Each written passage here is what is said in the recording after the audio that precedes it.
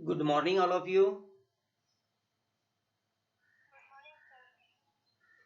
ठीक है, मेरी आवाज आप तक पहुंच रही है?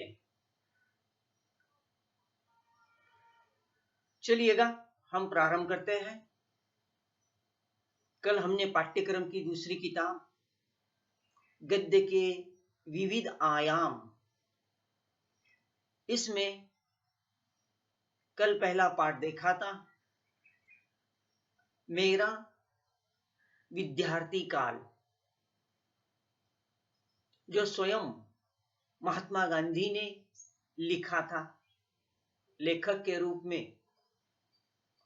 और अपना जो विद्यार्थी जीवन है वो कैसा था, आपके विद्यार्थी जीवन से मिलाने की, जोड़ने की कोशिश उन्होंने उसमें की। और विद्यार्थी जीवन के तमाम सारे अनुभव सभी के अधिकांश तौर पर समान होते हैं। इसी किताब का दूसरा पाठ, तू तो मुझसे भी अभागा है, लेखिका शांति प्रिय द्विवेदी।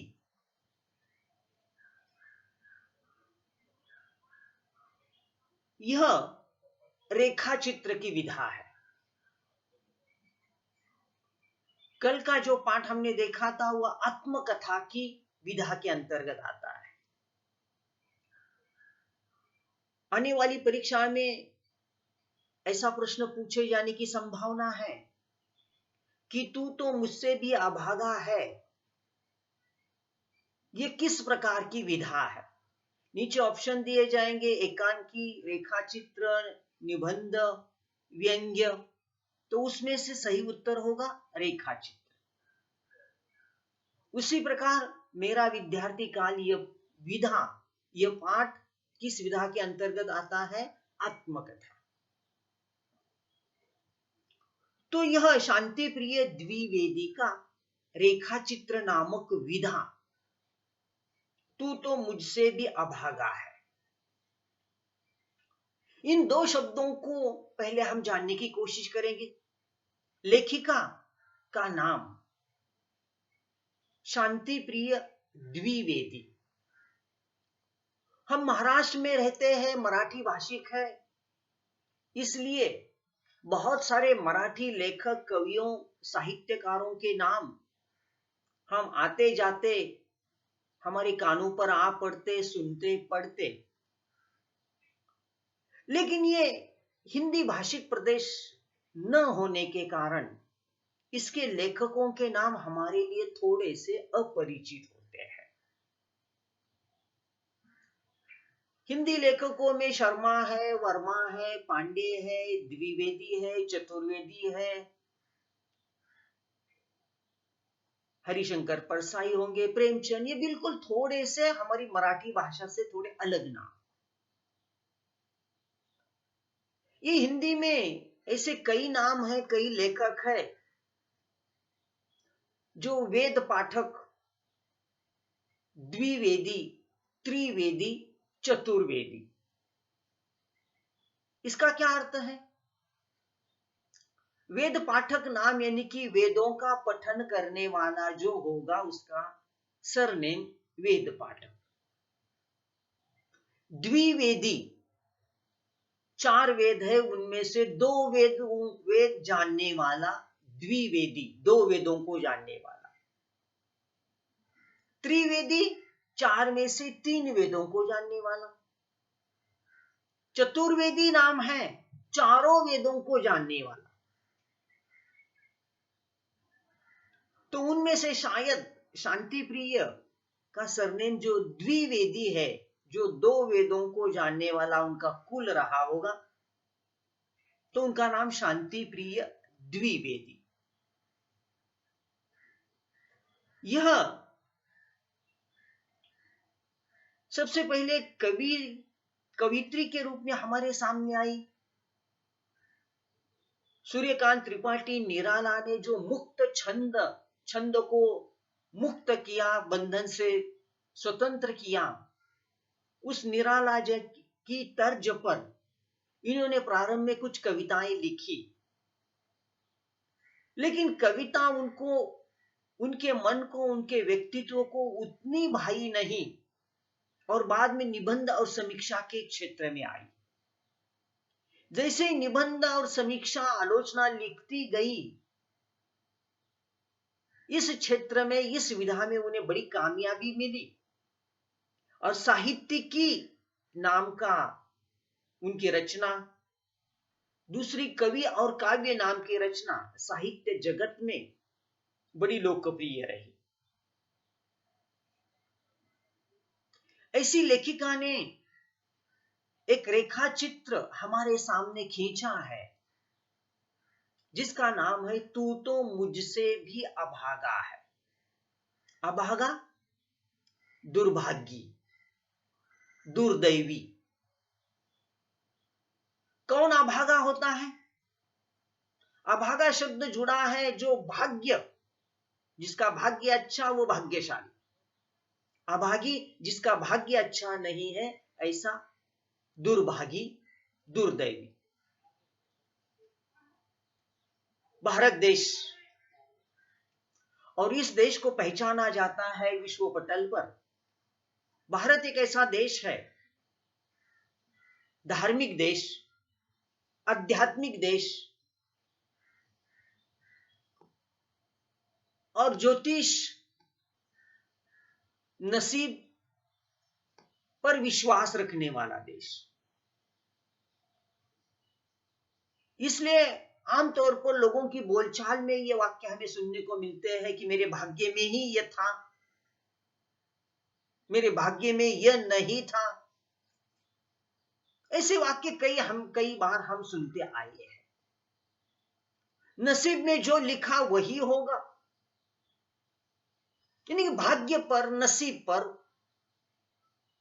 अधिक बल देने वाले देश में रहने वाले हम भारतवासी हैं। अभी कौन अभागा होता है?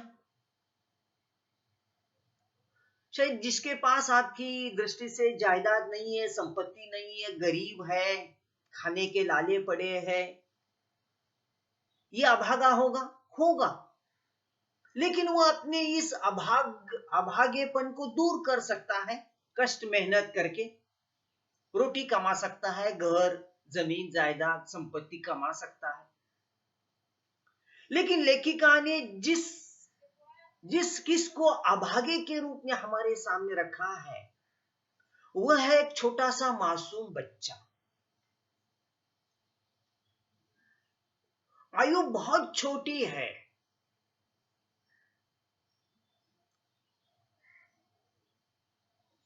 और इस दुनिया में सबसे बड़ा भाग्यशाली कौन सा बच्चा होता है? कि जिसके माँ बाप ने अंबानी के जैसे करोड़ों अब्जों रुपए कमा कर रखे, वो भाग्यशाली।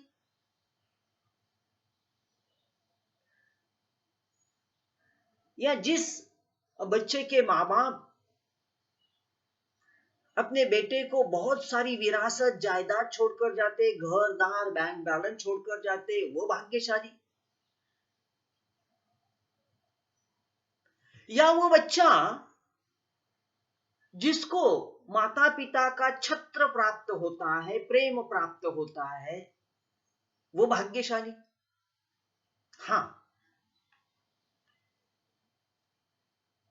जमीन, जायदाद, बैंक बैलेंस, संपत्ति विरासत में छोड़कर जाने वाले, अपने बच्चों का भविष्य अच्छा या उसको सुरक्षितता देने वाले माता पिता भाग्यशाली होंगे। लेकिन यहां भाग्यशाली होने की बहुत छोटी संकल्पना लेखिका ने हमारे सामने रखी है। वो माता पिता अपने बच्चों को जमीन जायदाद ना छोड़कर जाए, लेकिन कम से कम मासूम बच्चे को अपने माता पिता की छत्र छाया मिले। जब तक उसे समझ आती नहीं, तब तक उस बच्चों को अपने माता पिता का प्रेम मिले, वो भाग्यशाली। जमीन जायदाद वो कमाई जाती है, गंवाई जाती है, वो बात अलग। छोटे से बच्चे, छोटे से लड़के उसकी मासूमियत की उम्र में उसे माता पिता का छत्र छाया प्रेम मिलना ही चाहिए। और इसी कारण कल भी मैंने कहा था कि हम बड़े भाग्यशाली हैं। और कल महात्मा गांधी जो 5 बजे खेलना कूदना कसरत करने के लिए, हॉकी क्रिकेट खेलने के लिए स्कूल के मैदान में नहीं जा सकते थे, उसके लिए उन्हें जुर्माना हुआ। बदले में वो क्या करते थे? अपनी पिता की सेवा, उनके पैर दबाना, उनको मालिश करना, यानी कि माता पिता की सेवा शुश्रूषा करना, यह सबसे बड़ा भाग्य होता है बच्चों को। बदले की बात नहीं करूंगा मैं, क्योंकि वही माता पिता होते हैं कि जिन्होंने हमें इस दुनिया के दर्शन करवाए, जिन्होंने हमें पाला पोसा बड़ा किया, जिनकी उंगली पकड़कर हम चलना सीखे, जिनका अनुकरण करके हम बोलना सीखे, और आगे चलकर हम अपने पैरों पर खड़ा होकर अपना वजूद, अपना अस्तित्व, अपनी आइडेंटिटी, अपनी पहचान बना सके। अगर माता पिता ना होते तो ये बातें हमारी अपनी नसीब में नहीं होती। इसलिए वो बच्चे भाग्यशाली हैं। लेखिका शांति प्रिय द्विवेदी ने ऐसा कौन सा मासूम बच्चा हमारे सामने रखा है? देखिए, एक छोटा सा विप्र परिवार है, ब्राह्मण परिवार, गरीब, माता पिता,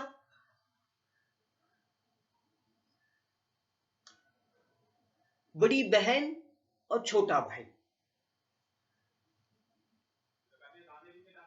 वो भाई, छोटा बच्चा इतनी आयु में, उम्र में कम है, इतना उसका छुटपन है, इतना वो इतना छोटा सा बच्चा है कि वह अब तक मां के दूध पीता है। बहन थोड़ी बड़ी है, उसे बहुत बड़ी नहीं, अधिक नहीं, लेकिन थोड़ी सी समझ आई है।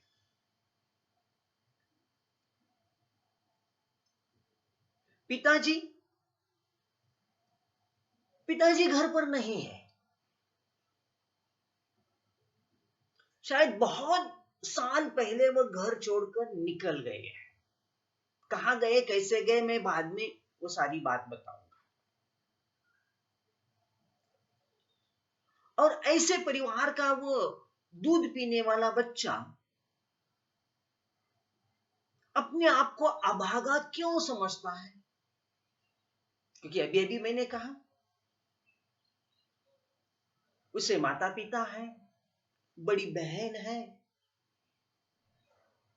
फिर वो अभागा क्यों समझता है? लेखिका शांति प्रिय द्विवेदी जी ने एक 3-4 घटनाओं के माध्यम से उसके अभागेपन को हमारे सामने रखने की कोशिश की है। क्या हुआ? वो छोटा सा मासूम बच्चा अपने बचपन में जिद करता है, हट करता है, हम भी करते थे बचपन में। क्या हुआ? मां ने खाना बनाया और परिवार में ये 3 ही लोग, बड़ी बहन, वो छोटा मासूम बच्चा और मां। जाहिर है पिताजी घर छोड़कर चल गए हैं, इसलिए मां इधर यहां वहां मेहनत करके, कष्ट करके कुछ कमा कर लाती है, चूल्हा जलाती है, खाना बनाती है। मां जब तक कष्ट करेगी तभी खाने को मिलेगा। ऐसे हालात में मां कहीं मेहनत मजदूरी करके आई है, खाना बनाती है, और अपने 2 बच्चों को खाना परोसती है।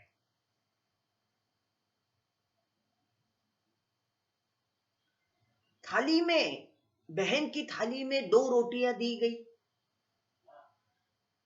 और ये छोटा छोटा बच्चा था, दूध पीता बच्चा था, उसकी थाली में भी रोटी रखी गई। बहन की थाली में 2 रोटियां और ये छोटा बच्चा था, मासूम बच्चा था, इसलिए उसकी थाली में आधी रोटी परोसी गई। आमतौर पर तो वही होता है, जब हम खाने के लिए बैठते हैं थाली सबको सजाई जाती। अब जिसको जिस प्रकार की क्षमता होगी उसके अनुसार उसकी थाली में रोटियां होती है। किसी की थाली में 4, किसी की 3, किसी को 2, किसी को 1। जो ज्यादा खाता है उसकी थाली में अधिक रोटियां, जो कम खाता होगा उसकी थाली में कम रोटियां। लेकिन वो छोटा बच्चा अपनी थाली में सिर्फ आधी रोटी परोसी गई, इस बात को देखकर उसे गुस्सा आता और वो मचल उठता। वो बहन की थाली में देखता, उसकी थाली में 2 रोटी और मेरी थाली में आधी ही रोटी। क्योंकि बचपन में भाई बहनों में ऐसा कई छोटी मोटी बातों पर झगड़ा होता था। माँ जब किसी बच्चे को 4 जामुन देती है, गुलाब जामुन, और बहन को 2 ही देगी, तो भाई बहनों में झगड़ा होगा, उसे 4 क्यों, मुझे 2 ही। क्योंकि शायद माँ की दृष्टि से बेटा बड़ा लाडला होता है, इसलिए उसे थोड़े 4 जामुन।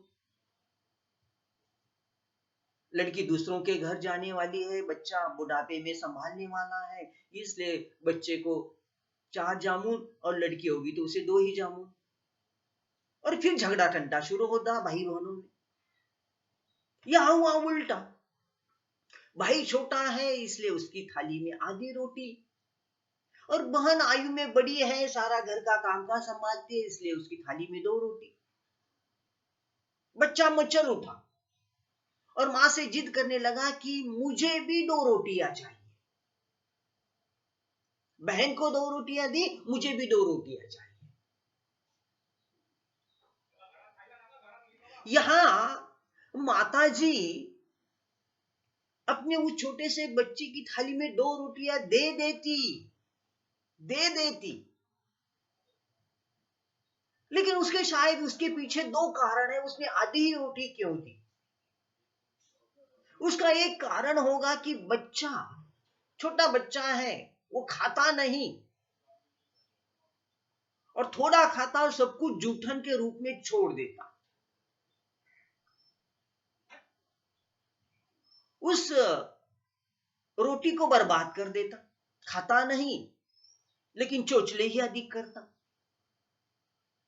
इस कारण शायद मां ने, वो ज्यादा कभी रोटी खाता नहीं, इस हिसाब से उसकी थाली में आधी ही रोटी परोसी होगी। उसका दूसरा भी एक कारण होगा, क्योंकि घर में कोई अमीरी नहीं है, गरीब परिवार है, और शायद उतनी ही रोटी पकाई गई होगी, घर में उतना ही आटा होगा। यह भी एक कारण हो सकता है। इस कारण बहन को 2 रोटियां और छोटे बच्चे होने का आधी रोटी। बच्चा मचल उठा कि मुझे भी 2 रोटियां चाहिए। बेटे का यह हट देखकर मां उसे कहती कि तू रोटियां खराब कर देगा, क्यों खामख्वाह जिद कर रहा है। लेकिन बच्चा रोने लगा, नहीं मुझे भी 2 रोटियां चाहिए मुझे भी 2 रोटियां। मां थक गई और उस पर गुस्सा करते हुए वो रो रहा है, इस कारण उसकी भी थाली में 2 रोटियां देती और उसे डांटती फटकारती, देख अगर ये 2 रोटियां नहीं खाई तो मैं तुझे पीटूंगी, मैं तुझे मारूंगी। मां ने धमकी दी, डांटा फटकारा, पीटने की बात कही। अब क्या करें? जिद तो की कर ली थी बेटे ने, 2 रोटियां, लेकिन क्या वो खा सकता था 2 रोटियां? क्या उसको अपनी पेट की उतनी भूख थी? नंबर 3, क्या उसकी पेट की वो क्षमता थी 2 रोटियां खाने की, उसे हजम करने की? तो शायद नहीं। लेकिन मां ने डांटा था, फटकारा था, पीटने की बात की थी, वो रो रहा था बच्चा। इसलिए बहन क्या करती? उसे पुचकारती, उसे सहलाती, अपनी गोदी में उसे लेती और उसे बहलाते बहलाते, गाना गुनगुनाते गुनाते, लोरियां सुनाते सुनाते उसे वो रोटियां खिलाती। क्योंकि अब बहन पर जिम्मेदारी आई कि अगर मेरे छोटे भाई ने 2 रोटियां नहीं खाई तो मां उसे मारेगी, पीटेगी। इसलिए उसे उस पीटने से बचाने के लिए, मार से बचाने के लिए बहन वो जिम्मेदारी उठाती और उसे बड़े प्यार से सहलाते हुए, गाने गुनगुनाते हुए उसको एक एक कौर भरती और शायद 2 रोटियां खिलाती। इससे क्या हुआ? बहन ने अपने छोटे भाई को पीटने से बचाया, मार खाने से बचाया। यह होता है भाई बहनों के बीच का प्रेम, उनके बीच का स्नेह।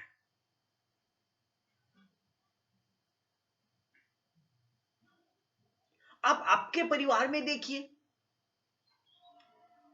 अब इस परिवार में भाई बहनों के बीच में स्नेह है, प्रेम है, लेकिन आपके परिवार में थोड़ा सा झांक कर देखिए, भाई बहनें होगी तो उनमें झगड़े टंटे अधिक होते हैं। क्योंकि शायद आपका परिवार थोड़ा भरपेट वाला परिवार होगा, पेट भरा हुआ होगा, गरीब नहीं होगा। मुझे यह समझाना है कि अमीरों के जो परिवार होता है, उस परिवार में भाई बहनों में झगड़ा होता है। नहीं होता होगा, अपवाद भी कुछ होंगे, ऐसे दावे के साथ तो मैं नहीं कह सकता। लेकिन जो गरीब परिवार होता है, उस परिवार में जो भाई बहन होते हैं, उनमें झगड़ा टंटा कम, प्रेम अधिक, एक दूसरे को समझाकर लेना अधिक। और यहां देखिए, बहन अपने भाई को कितने प्यार से खाना खिलाती, उसे सहलाती, उसे पुचकारती और मां की मार से बचाने के लिए उसे किसी तरह से 2 रोटियां खिलाती। यह एक प्रसंग। दूसरा प्रसंग है कि वो छोटा बच्चा, दूध पीता बच्चा था, उसे भूख लगती है और मुझे दूध चाहिए, दूध चाहिए, मां के पास जाने के लिए वो तरस उठा है। मां की रट लगाता है, मुझे दूध पीना है, दूध पीना है, इसलिए मचलने लगता है। मां के पास जाने के लिए जिद कर रहा है, लेकिन बहन उसे मां के पास नहीं जाने देती। बहन उस अपने छोटे भाई को रोकती है। भाई और अधिक रो उठता कि मुझे मां के पास जाना है, मुझे दूध पीना है। जैसे जैसे रोने लगता, बहन उसे रोकती और फिर बहन उस छोटे भाई को समझाती कि तू मां के पास मत जा, तू मां से दूध पीने की जिद मत कर, क्योंकि मां अब बीमार है। शायद किसी बीमारी से वो वेदना से करा रही है। पीड़ा से तरस रही है, और ऐसे में वो तुझे दूध भला कैसे पिलाएगी? माँ बीमार है, तुझे दूध पीना है लेकिन तू नहीं जा सकता। बहन उस अपने छोटे भाई को सहलाती, प्यार करती, समझाती, और वो छोटा बच्चा मान जाता।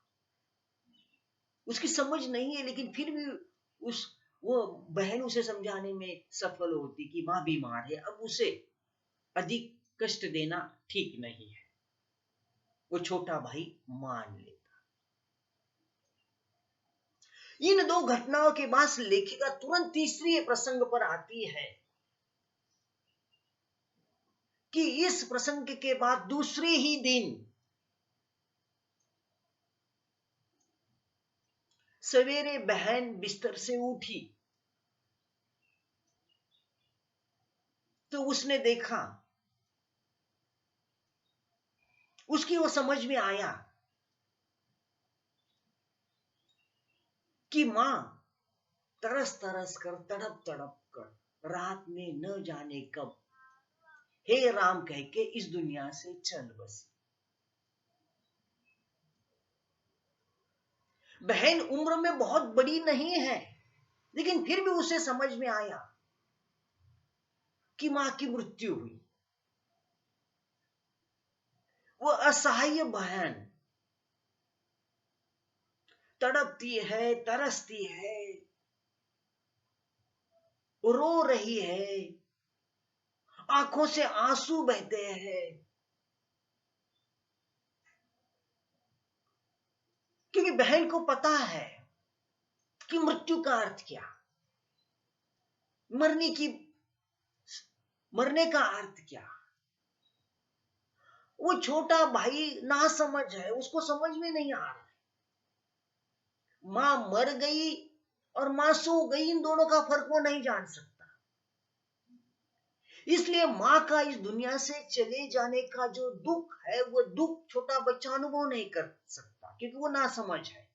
बहन को थोड़ी समझ है, इसलिए वो रोती है, तरसती है, तड़पती है, आंखों से गंगा जमुना बहाती है, क्योंकि अब बहन को पता है कि हमारा परिवार, पिताजी न जाने कब इस दुनिया से घर को छोड़कर चले गए। मां भी नहीं है, मां की भी मृत्यु हुई। वो कोमल मासूम बहन रोती है। अब मां भी चली गई। पिताजी पिताजी अपने जीवन काल में जब जीवित थे तब ही घर छोड़कर गए थे, क्योंकि पिताजी सचमुच ब्राह्मण थे। वो चातुर्वर्ण के ब्राह्मण नहीं, वो ब्राह्मणी का कोई व्यवसाय पेशा नहीं करते थे। उन्हें न जाने कब उनका मन अध्यात्म में रम गया। ओम, सत्य, नाभि मूल, सहस्त्रदल कमल, इनका परिचय हुआ। अध्यात्म में वो डूब गए। घर परिवार संसार गृहस्थी, इसमें उनका मन नहीं लग रहा, और वे सन्यासी बने, वनवासी बने, और अपने घर गृहस्थी, पत्नी, बच्चों को छोड़कर न जाने तप त्याग तपश्चर्या करने के लिए किसी पहाड़ी पर चल बसे। अपने परिवार को उन्होंने यूं ही छोड़ दिया। अब परिवार किसके आश्रय पर रहेगा, उनकी जीविका कौन चलेगा, इसका कुछ उन्होंने देखा नहीं। अपने बच्चों को लौकिक संपत्ति के रूप में विरासत में उन्होंने कुछ भी नहीं छोड़ा था, कुछ भी नहीं रखा था। भले पिताजी चल बसे होंगे, लेकिन उन्होंने अपने परिवार पर संस्कार छोड़े थे। संस्कारों की बहुत बड़ी विरासत वे अपने बच्चों को देखकर सन्यासी बनकर चल बसे। अब देखिए, परिवार, जो पहले 4 कौम थे, माता पिता, बड़ी बहन और छोटा बच्चा। पिता सन्यासी बनकर उन्होंने परिवार को छोड़ दिया था, फिर वापस कभी मुंह नहीं दिखाया। मां की मृत्यु हुई, निराश्रित परिवार था, गरीब परिवार था।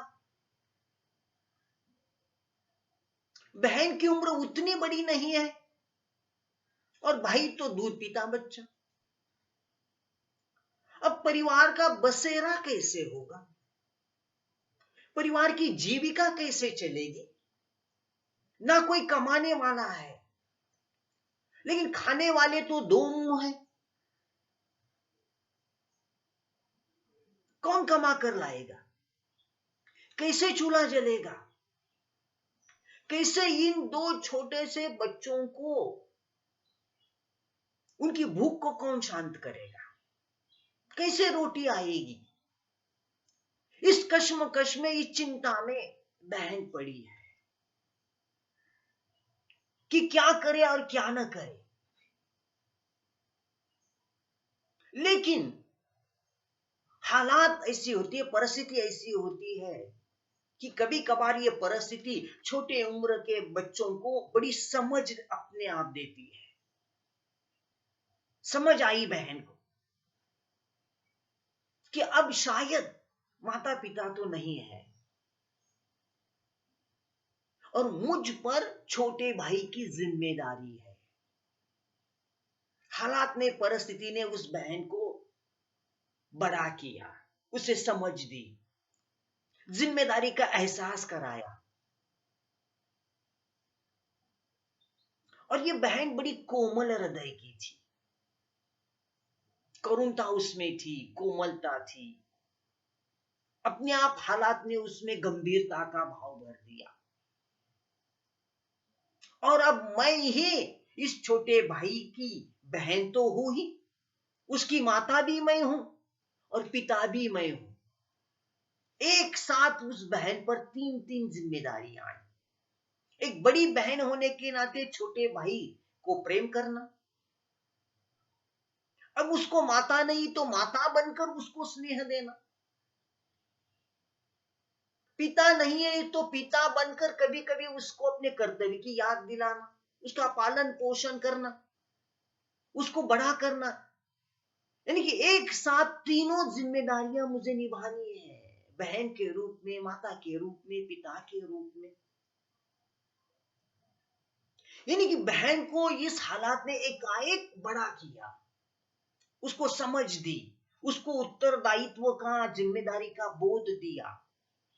यानी कि वो अब उसको, जब वो तीनों रिश्तों को वो निभाती है, माता पिता बहन, यानी कि एक साथ वो बचपन में भी है, यौवन में भी है और वो उसे प्रौढ़ भी बनना है। दोस्तों, एक बात निश्चित है कि हालात, परिस्थितियां मनुष्य के व्यक्तित्व को बनाती है। अंग्रेजी में इसके लिए बहुत अच्छा वाक्य है, सर्कमस्टेंसेस मेक मैन्स पर्सनैलिटी, कि परिस्थिति मनुष्य के व्यक्तित्व को बनाती है। परिस्थितियां मनुष्य के स्वभाव को, उसके विचार को बनाती है।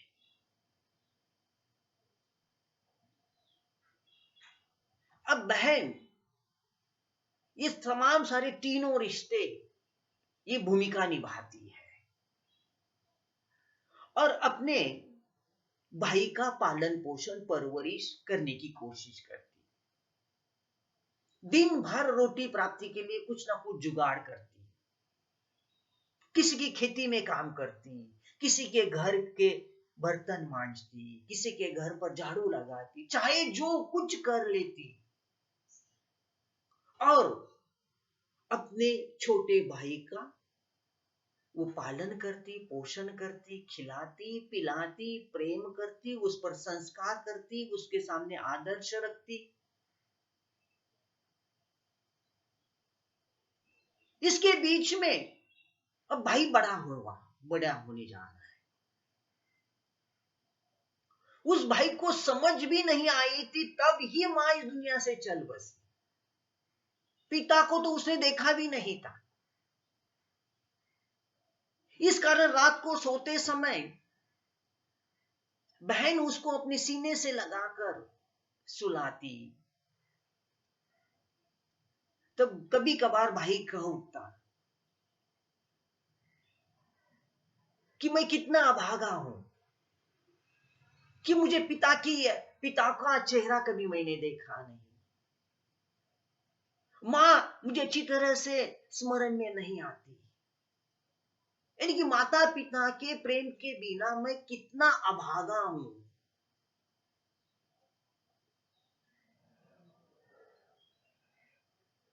बहन को भी लगता मैं कितनी अभागी हूं, कितने बचपन में मुझ पर ये तमाम सारी जिम्मेदारियां आई। वो खुद को बड़ी दुर्दैवी समझती है, दुर्भाग्यशाली समझती है कि मेरे खाने पीने नाचने गाने कूदने के दिन और मुझ पर अपने भाई की जिम्मेदारी आई। अपने आप को वो दुर्भाग्यशाली समझती है। और फिर एक दिन अपने आप को बड़ी दुर्भाग्यशाली समझने वाली बहन कहती है, तू तो मुझसे भी अभागा है। मैं अभागी हूं कि मुझे अपने बचपन में खेलने कूदने के दिन में कष्ट मेहनत करनी पड़ती है, दूसरों के घर कुछ काम करना पड़ता और तब कहीं जाकर तुझे रोटी खिलानी पड़ती। कितनी अभागी हो। लेकिन अपना छोटा भाई भी जब ये अभागेपन का रोना गाता, तब अंत में वो कहती, तू तो मुझसे भी अभागा है। मैं अभागी हूं लेकिन तू तो मुझसे भी अभागा है, क्योंकि मैंने पिता का चेहरा देखा था, अपनी मां की मैंने सेवा की, मां मेरी समझ में आती है। तो उसका वाक्य है, तू तो मुझसे भी अभागा है। और ये कहते कहते ही ये रेखा चित्र हमारे खत्म यहां होता है, समाप्त होता है। तो देखिए, सिर्फ 2 पन्नों वाला ये रेखा चित्र, 2 पन्नों वाला ये पाठ किस प्रकार पढ़ने वाले पाठकों के हृदय को स्पर्श करता है। पाठ पढ़ने के बाद हमारे हृदय में भी वो वेदना उठती है कि माता पिता का होना कितना जरूरी है। क्योंकि जिन छोटे से बच्चों पर माता पिता की छत्र छाया नहीं होती, जो छोटे बच्चे माता पिता के प्रेम को पा नहीं सकते, उनका व्यक्तित्व आगे चलकर भविष्य में कैसे बनता है। और उसी में से एक छोटे से बच्चे का चित्र लेखिका शांति प्रिय द्विवेदी जी ने हमारे सामने प्रस्तुत किया है। तो इससे हमें पता चलेगा कि ये जो लेखिका ने चित्र हमारे सामने प्रस्तुत किया है, उसे पढ़ने के बाद इस तरह से पूरा का पूरा वो लड़का बच्चा हमारे सामने प्रस्तुत होता है। इस पाठ में ऐसे कई एमसीक्यू पूछे जाने की संभावना है कि तू तो मुझसे भी अभागा है, इस पाठ की लेखिका कौन है। ऑप्शन कई दिए जाएंगे, उसका उत्तर होगा शांति प्रिय द्विवेदी। कभी कभी ऑप्शन के रूप में पूछा जाएगा हजारी प्रसाद द्विवेदी, महावीर प्रसाद द्विवेदी, बनारसीदास चतुर्वेदी, और चौथा ऑप्शन होगा शांति प्रिय द्विवेदी। सारे नाम समान लगेंगे लेकिन सही उत्तर शांति प्रिय द्विवेदी। एक छोटी सी बात है, तू तो मुझसे भी अभागा है, इस पाठ का छोटा बच्चा कितनी रोटी खाने की जिद करता है। पर्याय के रूप में होंगे 2 रोटी, 4 रोटी, 1 रोटी, आधी रोटी। तो उसका उत्तर है 2 रोटी। देखिए, उसी वक्त तीसरा प्रश्न होगा, मां ने छोटे बच्चे की थाली में कितनी रोटी परोसी थी। आधी, 2, 1, 3। प्रश्न बदला, उत्तर बदला, आधी रोटी परोसी थी। कई प्रश्न बन सकते हैं इस पाठ पर।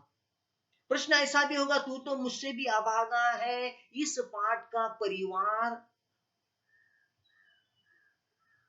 इस पाठ का परिवार में, यह पाठ का परिवार किस जाति का है?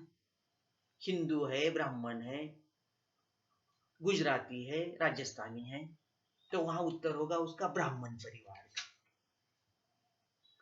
इस पाठ के परिवार के पिताजी क्या क्या थे, कौन थे? सन्यासी, दुकानदार, किसान, मजदूर? तो उसका उत्तर होगा सन्यासी। तो ऐसे कई प्रश्न इस पाठ पर बनने की संभावना है। तो यहाँ 2 पन्नों का ही ये छोटा रेखा चित्र, लेकिन पाठकों को बहुत कुछ सोचने के लिए, विचार करने के लिए मजबूर करता है। इस पाठ को लेकर आपके मन में कोई शंका हो, कोई प्रश्न उठते हो, तो उसे जरूर पूछिएगा।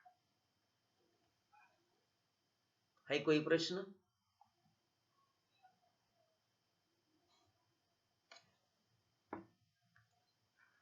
कोई प्रश्न है आपका?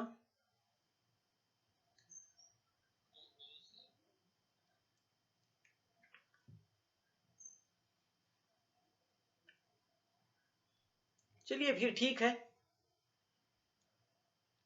आज के लेक्चर को यही हम खत्म करते हैं।